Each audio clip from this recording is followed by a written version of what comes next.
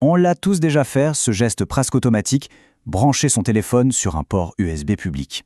C'est pratique, c'est sûr, mais derrière cette simplicité, il y a une menace bien réelle et qu'on ne voit pas. Aujourd'hui, on va décortiquer ensemble pourquoi ce réflexe qui semble si anodin pourrait en fait nous coûter très très cher. Alors, imaginez la scène, on la connaît tous. Le téléphone est à 1% de batterie. C'est la panique, le billet de train est dessus, tout est dessus. Et là, miracle, une borne de recharge publique. Le réflexe, c'est de se jeter dessus. Mais est-ce que c'est vraiment une si bonne idée? On est à la gare par exemple, la batterie clignote en rouge, et là, on voit une borne. Encore mieux, il y a déjà un câble de branché qui n'attend que nous. C'est le soulagement total. On se branche, et voilà, problème réglé. Enfin, c'est ce qu'on croit.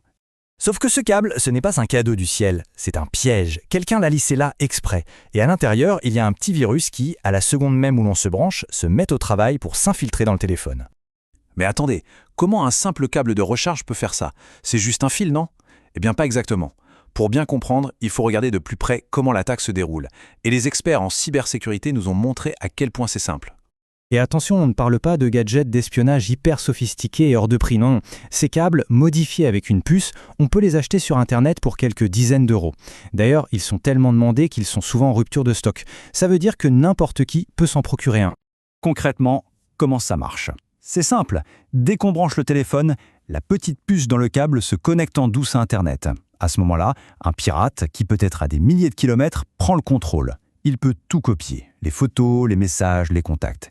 Et le pire du pire, c'est que même une fois le téléphone débranché, le petit programme malveillant, lui, il reste bien au chaud dans l'appareil. Et tout ça, ça se passe à une vitesse hallucinante. Dans les démonstrations, ça prend quelques secondes pour qu'on comprenne bien, mais dans la réalité, comme le dit cet expert, une attaque peut aspirer des gigas de données en un clin d'œil. On n'a même pas le temps de s'en rendre compte. Bon, on a vu comment ça marche. Mais au fond, qu'est-ce qu'un pirate peut bien faire une fois qu'il a accès à un téléphone? Ce qui est en jeu, c'est bien plus que ce qu'on imagine. L'accès est total, absolu. Le pirate voit tout ce qui est tapé sur le clavier, y compris les mots de passe des comptes en banque, des réseaux sociaux, tout. Il peut lire les conversations privées, télécharger les photos et les vidéos personnelles, et même récupérer l'intégralité du répertoire. Plus rien n'est privé. Et pourquoi faire tout ça? Souvent la réponse est simple, l'argent. Le scénario classique, c'est de recevoir un message d'un inconnu avec des photos très personnelles accompagnées d'une menace. Soit on paye une rançon, soit tout est publié en ligne. C'est ça la réalité de ce genre de piratage. Le portrait est un peu sombre, c'est vrai, ça fait un peu peur. Mais il y a une très bonne nouvelle. Se protéger est en fait très très simple. Pas besoin d'être un génie de l'informatique. Voyons ensemble les gestes qui peuvent tout changer. Et attention, petit détail important, le danger ne vient pas seulement des câbles qu'on trouve par terre. Parfois, c'est la prise USB elle-même qui a été piégée. Celles dans les aéroports, les trains, les salles de réunion, elles peuvent être directement modifiées. Du coup, même utiliser son propre câble ne garantit pas une sécurité à 100%. Alors, c'est quoi la solution ultime? C'est ce petit objet, un bloqueur de données. On l'appelle aussi, et c'est un surnom assez parlant, un préservatif USB. Son rôle est simple. Il laisse passer le courant pour recharger la batterie, mais il bloque physiquement toute communication de données.